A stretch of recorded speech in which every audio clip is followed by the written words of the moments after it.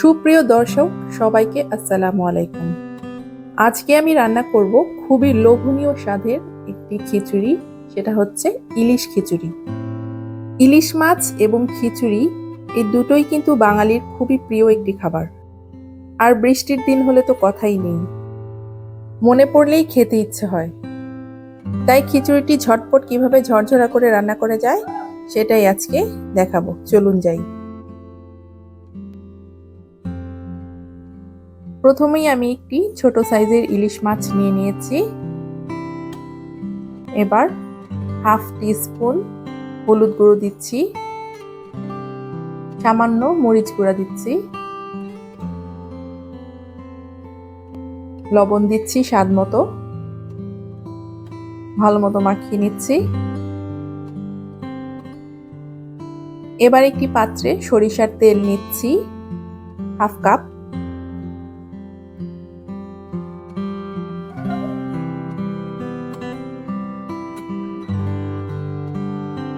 মাছগুলো ভেজে নিচ্ছি।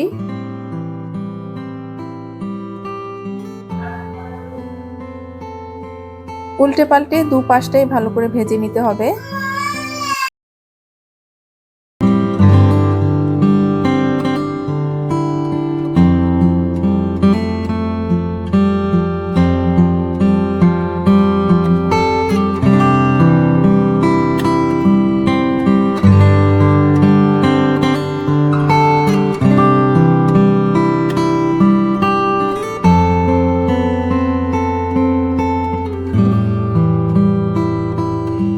মাছগুলো ভাজা হয়ে গিয়েছে। এবার আমি সবগুলো মাছ একটা একটা করে তুলে নিচ্ছি।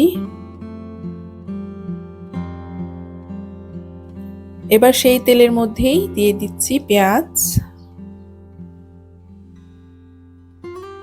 দিচ্ছি একটি তেজপাতা,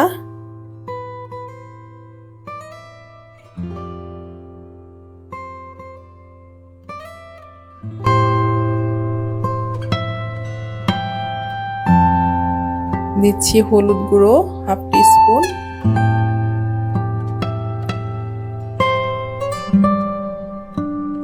ধনিয়া এবং জিরা গুঁড়ো দিচ্ছি হাফ টিস্পুন।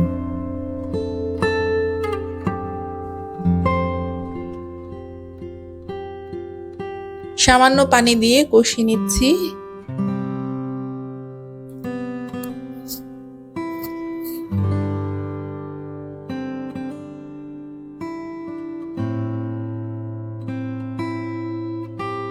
এবার সামান্য আদা রসুন বাটা দিচ্ছি। এবার ডাল দিয়ে দিচ্ছি। আমি মুগ ডালটা ভেজে নিয়েছি এবং মসুরির ডাল একসাথে মিক্সড করে ভালো মতো ধুয়ে আধা ঘন্টা ভিজিয়ে নিয়েছি।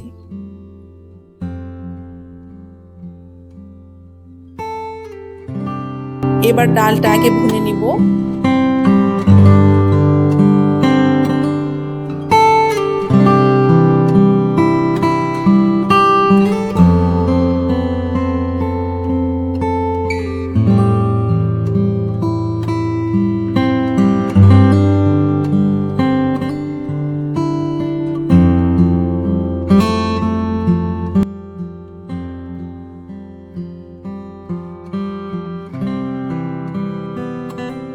সামান্য পানি দিচ্ছি।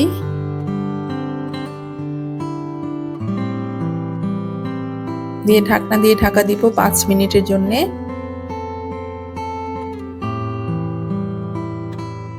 ফিরে আসলাম 5 মিনিট পরে। ডালটা কিন্তু বেশ খানিকটা ফুটে উঠেছে।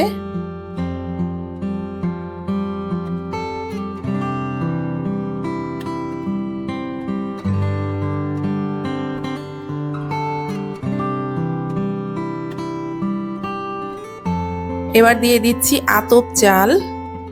এটা চিনি গুঁড়া আতপ চাল, এটা কিন্তু পোলার চাল না, আমি আগে থেকে ধুয়ে ভিজিয়ে রেখেছিলাম।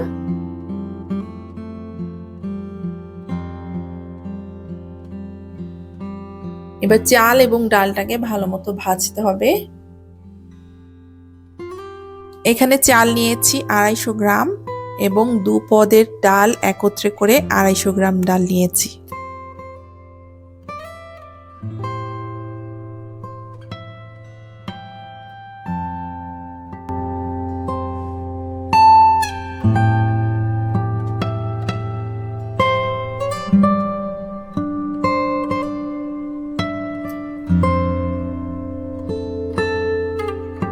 দিচ্ছি ফুটন্ত পানি।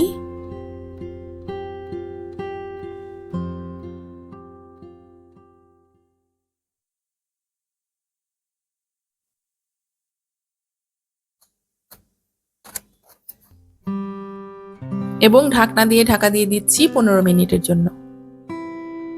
ফিরে আসলাম 15 মিনিট পরে।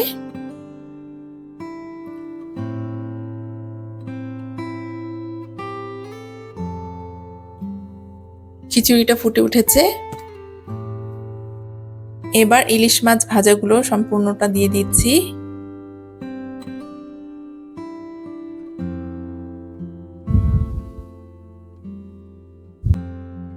এবার খিচুড়ির ভিতরে মাছগুলো আলতো করে গেঁথে দিচ্ছি এবং আরো একবার দমে দিচ্ছি 10 মিনিটের জন্য। খিচুড়িটি কিন্তু একেবারে রেডি পরিবেশনের জন্য। চলুন পরিবেশনের পালা।